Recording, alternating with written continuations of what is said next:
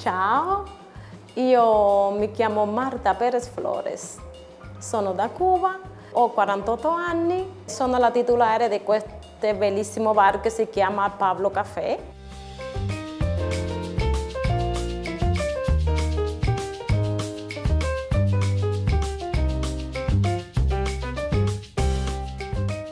Quando sono venuta da Cuba, sempre sono venuta con l'idea di fare la mia propria attività. E sono venuta qui all'Italia per aprire una parrucchieria, che era quello che mi piaceva di più. Sono arrivata, sono stata prima in un mesetto, 2 mesi senza lavoro.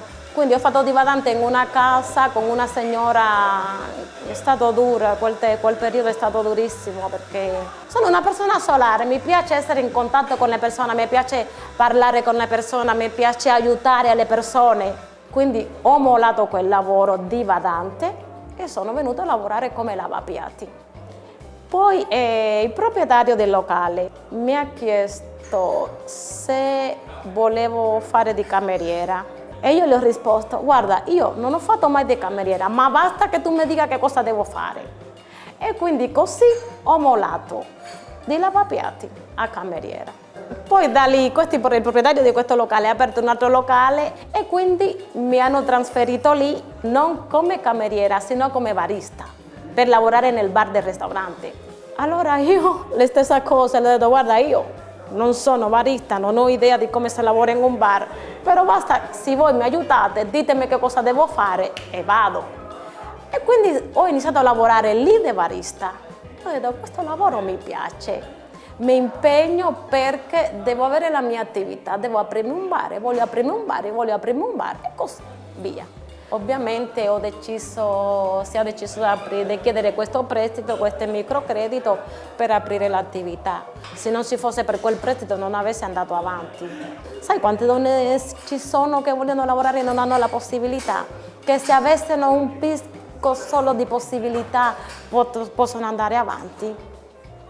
Quindi questo del microcredito è una cosa bella che aiuta moltissimo, aiuta le persone ad andare avanti, basta impegnarsi, basta avere la voglia.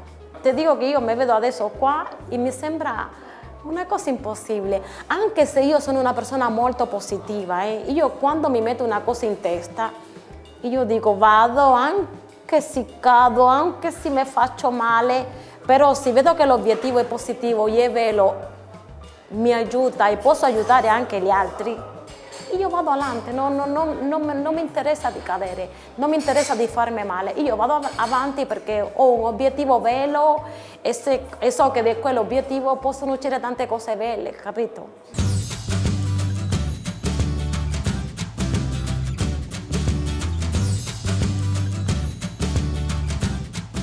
Il fatto di venire qua è stato molto difficile per me, perché io ho 2 figli.